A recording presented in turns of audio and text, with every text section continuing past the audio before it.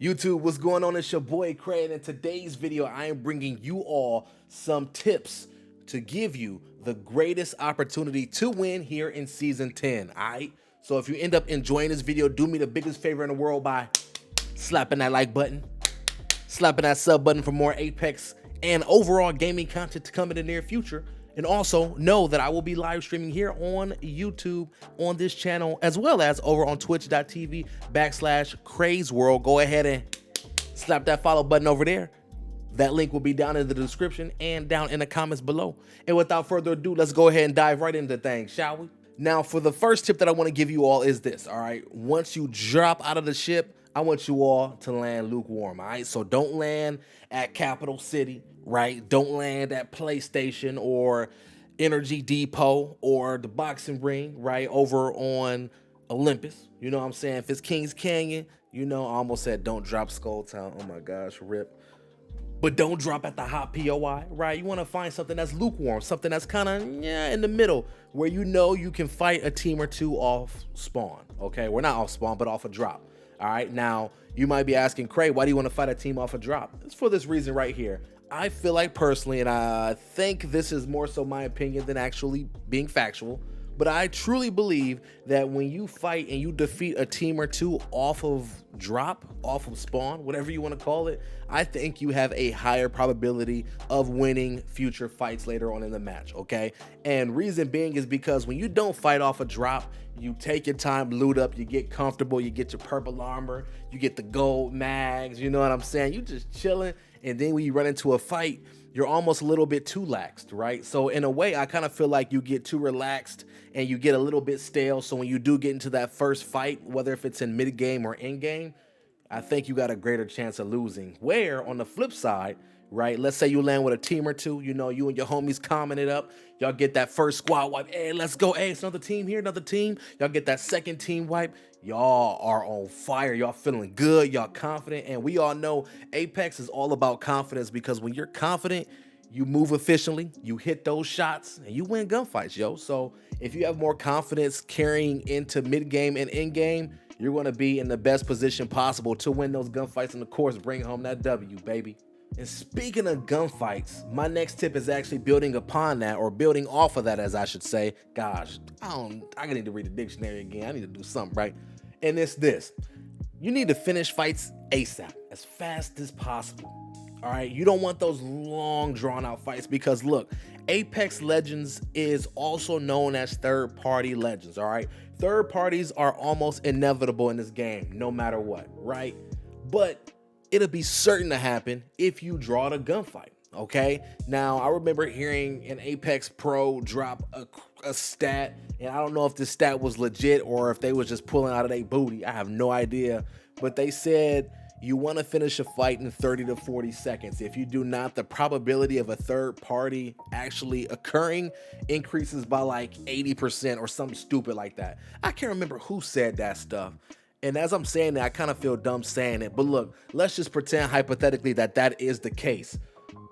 If that's the case, you want to wrap it up, baby. So that means those long range gunfights, you don't want to deal with them. You know, you want to make sure you are fighting in that close to mid-range where you can still one clip with an R301, still crack armor with a vault, still get busy and put that team down. You know what I'm saying? Those long, drawn-out 2 to 3 minute fights, they ain't helping you, because I can almost guarantee you that there is a third party, a fourth party, and a fifth party plotting to see which team should we push and which team should we destroy. You know what I'm saying? So wrap it up.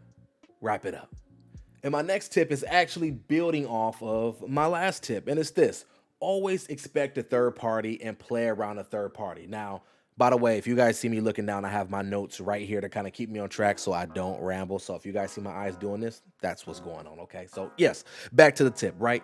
Always expect a third party and play off of that, right? This means you got to loot quick, and you always want to play the armor swap until you know the coast is clear, all right? And remember, if the coast is clear, it may not be clear in the next 10 to 15 seconds, okay? So let's pretend that you just went ahead and you and your boys or your girls or your homies went ahead and wiped the team, right? Loot quick, right? Prioritize. If you know you need heals, jump in that box and go right to the heals. If you know you need attachments, jump in the box, hit the attachments, ammo, so on and so forth, right? If you are weak, right? I mean, one shot, jump in that box and grab that armor. I don't care if you have a purple armor on your body and you pick up a white armor. Grab that swap until you can get a med kit off. Then you can go ahead and grab your purple armor out the box, withdraw, and put a bat on that purple armor. Okay, reason being is because, you know, if you go ahead and get that armor swap off, and let's say you get hit with a stray bullet or two because the third party is coming, now you're safe, right? If you didn't get that armor swap off and that bullet hit you, you probably would have died because you were absolutely flesh. You were absolute one shot. And if you are one shot in Apex Legends while you are looting, you are asking to get down, and you will scream and you will throw your controller or your keyboard or your mouse, and then your parent will come in and punch you in the neck and you won't wake up till next week. We don't want that. We don't want that, right? Well, that's assuming that, you know, you live with your parents, or, you know, if you don't live with your parents, live with a significant other, roommate, whatever, neighbor, somebody gonna come and they gonna punch you in the head and you're gonna wake up next week. And again, we don't want that. Now, a couple sub tips up under this tip right here is always drop a fresh armor for your teammate if they need to be revived. Okay, so like, let's say for example, it's this scenario, my teammate got knocked, I traded, we end up wiping the team, right? What I'm gonna do, let's say my armor is fresh, what I'm gonna do is I'm gonna drop my armor right next to my teammate, go into a box, grab that armor out of that box to put on myself, and I'm gonna go ahead and I'm gonna get the res. Because if that third party is on the way, okay, and I just get the res off on my teammate, what they can do is press one button on their controller or press one key on their keyboard or on their mouse to pick up that armor that I dropped, get the quick swap off, and now they are no longer one shot. So now you all can, almost said we draw, what the heck, what am I trying to say?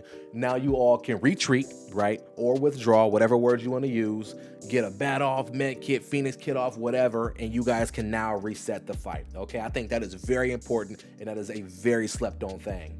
Also, if you are playing Recon, you have to keep the coast clear, right?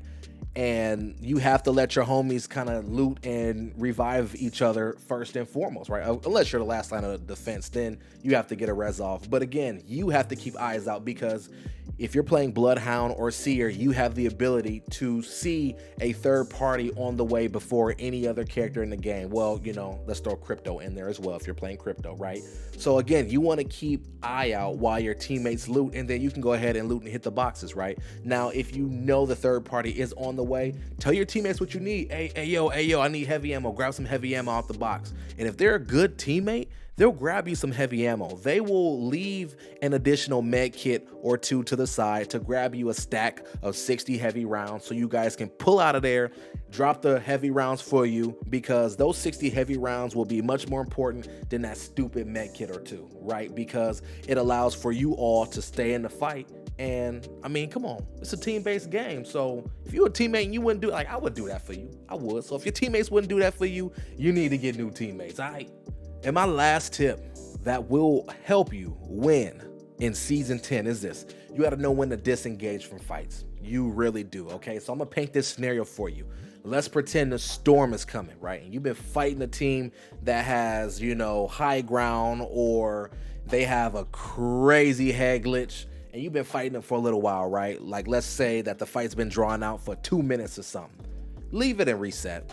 You know, leave it, get to the circle, hit a jump tower, just get out of there. Because look, the odds are this: even if you kill that team, the chances of you getting storm held by another team and getting rocked the moment you come out, I mean, it's almost inevitable, right? It's almost inevitable. I can't tell you how many times this has happened to me in public matches and ranked, you name it. All right, it's gonna happen. It's gonna happen. It's gonna happen. Okay, so you don't have to win every fight to move forward. Sometimes disengaging is a win in its own. Oh man, I need to be a philosopher after that one. Ooh, that went over your head. If that went over your head, go ahead and rewind like 10 seconds and play that again. All right. And folks, there you have it. These tips will help you win in Season 10. If they don't, I will let you guys know where I live, and I will let you come and karate chop me in the neck. All right.